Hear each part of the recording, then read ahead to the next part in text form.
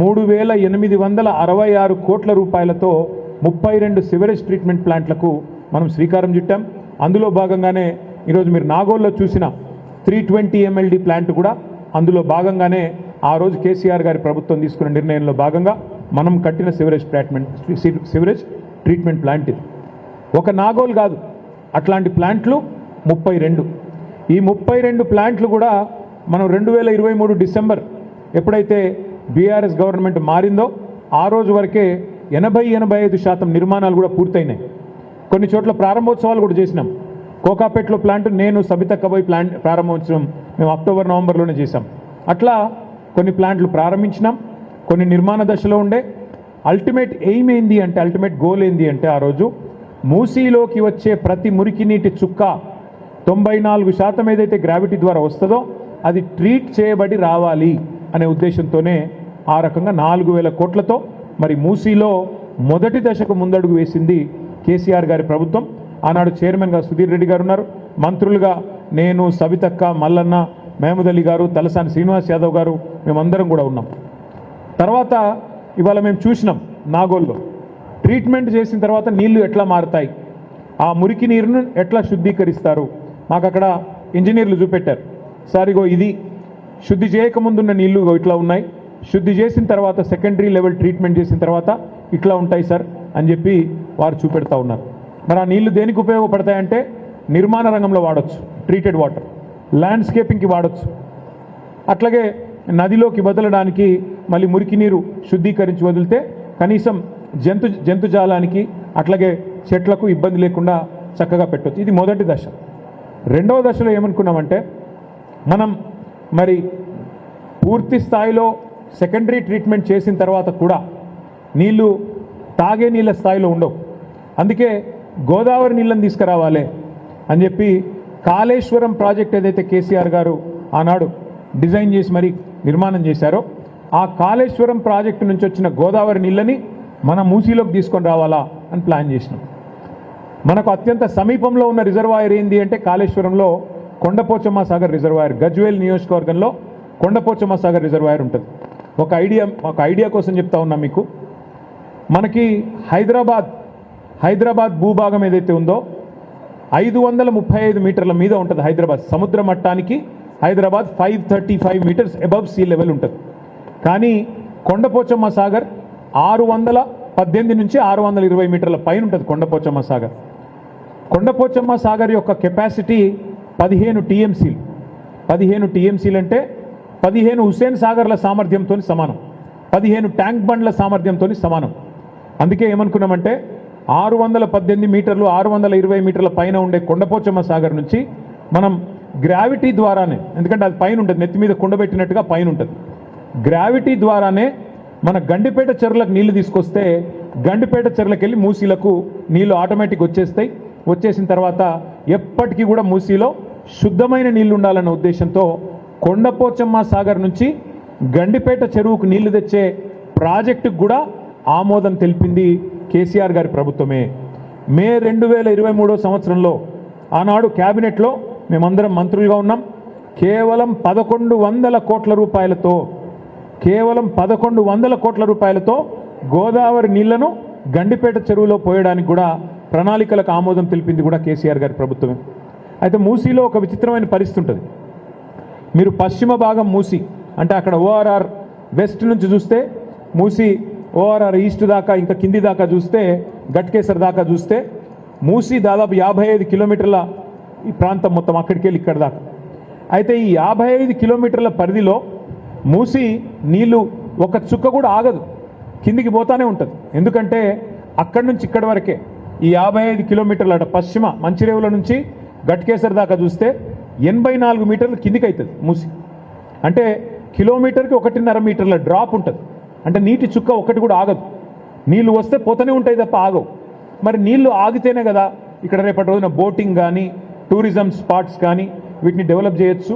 ఏం చేయాలని ఆలోచన చేస్తే 15 బ్రిడ్జిలు మంజూరు చేసి మూసీ మీద అటుకెళ్ళి పోవడానికి రావడానికి 15 బ్రిడ్జిలు మంజూరు చేసి ఆ బ్రిడ్జిల కిందనే road bridge cum check dam కింద చెక్ డ్యాము పైన బ్రిడ్జు మంజూరు చేసింది కేసీఆర్ గారి ప్రభుత్వం.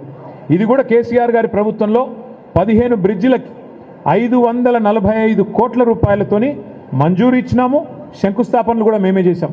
ఫిర్జాదిగూడ మాజీ మేయర్ గారు ఇక్కడ ఉన్నారు. పత్తులగూడలో కూడా నేను సుధీర్ రెడ్డి గారు వచ్చి మేము ఇక్కడే శంకుస్థాపన చేసినాం. మా కాలేరు వెంకటేష్ గారు, మా సుధీర్ రెడ్డి గారు వచ్చి మూసారంబాగ్ బ్రిడ్జికి కూడా మేమే ఆనాడు ఇక్కడ శంకుస్థాపన కూడా చేసినాం. అట్లా 15 బ్రిడ్జిలు మూసి మీద మంజూరు కూడా చేసుకున్నాం.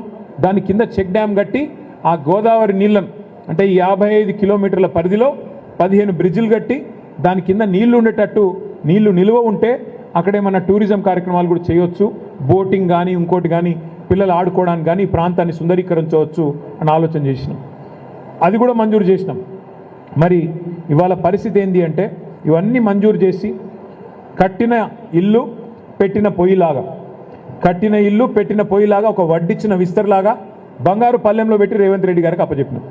ఆయన చేయాల్సిందల్లా ఒకటే ఆ ఎస్టీపీల నిర్మాణం పూర్తి చేస్తే మూసీలోకి శుద్ధమైన నీరు వస్తుంది. ఆ శుద్ధమైన నీరు కిందికి నల్లగొండకు పోతుంది, భువనగిరికి పోతుంది, కింద మొత్తం నల్లగొండ జిల్లా, పాత నల్లగొండ జిల్లాకు పోతుంది. ఎక్కడ కూడా ఏ బాధ లేకుండా రేవంత్ రెడ్డి రూపాయి కూడా ఖర్చు పెట్టే అవసరం లేకుండా కింద ఉన్న నల్లగొండ రైతన్నలకు కూడా లాభం జరుగుతుంది. ఆనాడు గతంలో ఉన్న మరి ప్రభుత్వాలు పట్టించుకోకపోయినా తెలంగాణ వచ్చిన తర్వాత కేసీఆర్ గారు పట్టించుకొని కింద నల్లగొండ రైతులకు కూడా న్యాయం చేయాలి, పైన హైదరాబాద్లో కూడా మూసి ప్రక్షాళన జరగాలని చెప్పి మంచి ఉద్దేశంతో ఈ కార్యక్రమం చేసినారు. ఈ క్రమంలో సుధీర్ రెడ్డి గారు ఒక ఆలోచన చేసినారు.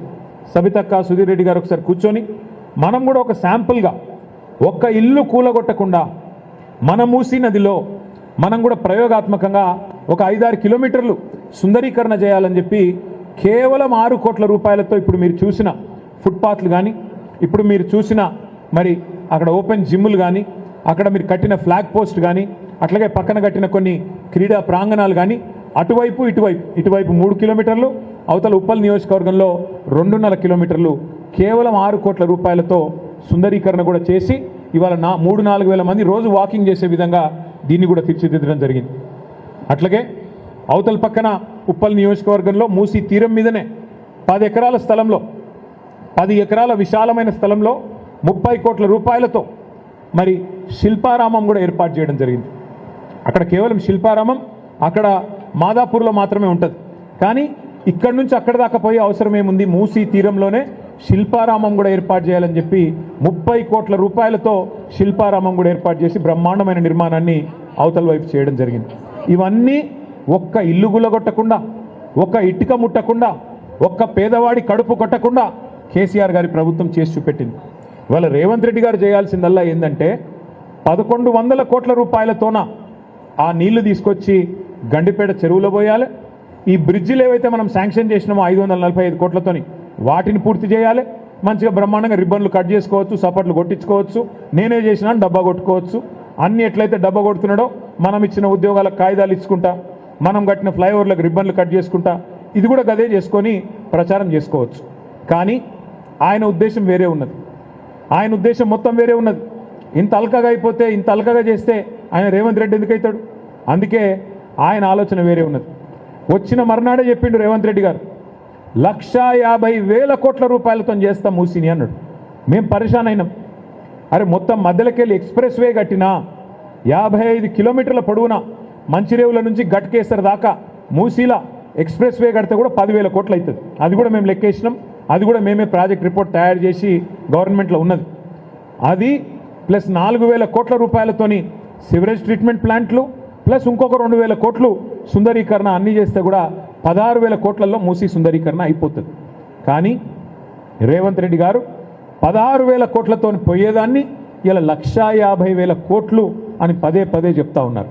ఇది మా మాట కాదు, రేవంత్ రెడ్డి గారే స్వయంగా ఆయన హైదరాబాద్లో బహిరంగ వేదిక మీద చెప్పినారు 150,000 కోట్ల రూపాయలతో మూసీ సుందరీకరణ చేస్తాను. మేము అసెంబ్లీలో అడిగినాం, అయ్యా మరి 150,000 కోట్ల ఖర్చు అంటే ఒక డీటెయిల్డ్ ప్రాజెక్ట్ రిపోర్ట్ ఏమన్నా మీ దగ్గర ఉందా, సమగ్ర ప్రణాళిక ఉందా, ఉంటే దయచేసి చెప్పండి అన్న. 2.5 ఏళ్ళైంది, ఇంతవరకు డిపిఆర్ లేదు, ఇంతవరకు డీటెయిల్డ్ ప్రాజెక్ట్ రిపోర్ట్ లేదు ప్రభుత్వం దగ్గర, ఒక ప్రణాళికనే లేదు. కానీ ఇవాళ కింది నుంచి మీది దాకా ఇవాళ ఇండ్లకు రెడ్ మార్కులేసి, ఇప్పుడే ఆ తమ్ముడి బాధ విన్నారు మీరు మహేష్, ఒక ప్రెగ్నెంట్ భార్య ఉంటే 9 నెలల కడుపుతోనుంటే మిమ్మల్ని బయటికి వెళ్ళగొడతామని చెప్పి అధికారులు అనధికారికంగా వచ్చి బెదిరిస్తూ ఉన్నారు. అధికారికంగా నోటీసులు ఇవ్వరు, రెడ్ మార్కులు వేస్తారు, మెడలు బట్టి నూకుతారు, అక్రమ నిర్మాణాలు అంటారు. మరి మీరే ఇచ్చిండ్రు కదా పర్మిషన్లు 2009లో 2004లో అంటే అవన్నీ మాకు తెలియదు, అప్పుడెవడున్నాడో వాడిచ్చిండో మాకు తెలియదు అని చెప్పి ఇష్టం వచ్చినట్టుగా వ్యవహారం చేస్తూ ఉన్నారు. ఇవాళ రేవంత్ రెడ్డి గారిని మేము అడగదలుచుకున్నది ఒకటే, కాంగ్రెస్ పార్టీని మేము అడగదలుచుకున్నది ఒకటే, ముఖ్యంగా పెద్దలు రాహుల్ గాంధీ గారిని అడగదలుచుకున్నది ఒకటే. అయ్యా రాహుల్ గాంధీ గారు, మీరేమో ఉత్తరప్రదేశ్లో బుల్డోజర్ రాజ్యం నడుస్తున్నది అని చెప్పి మీరు మాట్లాడుతూ ఉంటారు, తెల్లారు లేస్తే అక్కడ ఉన్న ప్రభుత్వాన్ని విమర్శిస్తూ ఉంటారు. మరి మీరు చేస్తున్నది ఏంది తెలంగాణలో చెప్పండి. నిన్నగాక మొన్న ఖమ్మంలో 1000 ఇండ్లు భూదాన్ పట్టాలున్నాయి వాళ్ళ చేతుల్లో.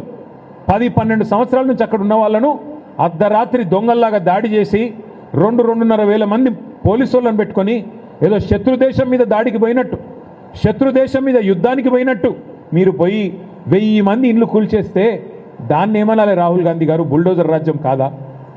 మహబూబ్ నగర్ పట్టణంలో దివ్యాంగులు, వికలాంగులు, కాళ్ళు చేతులు చక్కగా లేనోళ్ళు, కళ్ళు కనబడనోళ్ళు, చెవులు వినబడనోళ్ళు ఒక 150 మంది ఇల్లు కట్టుకున్నారు ఒక కాలనీలో.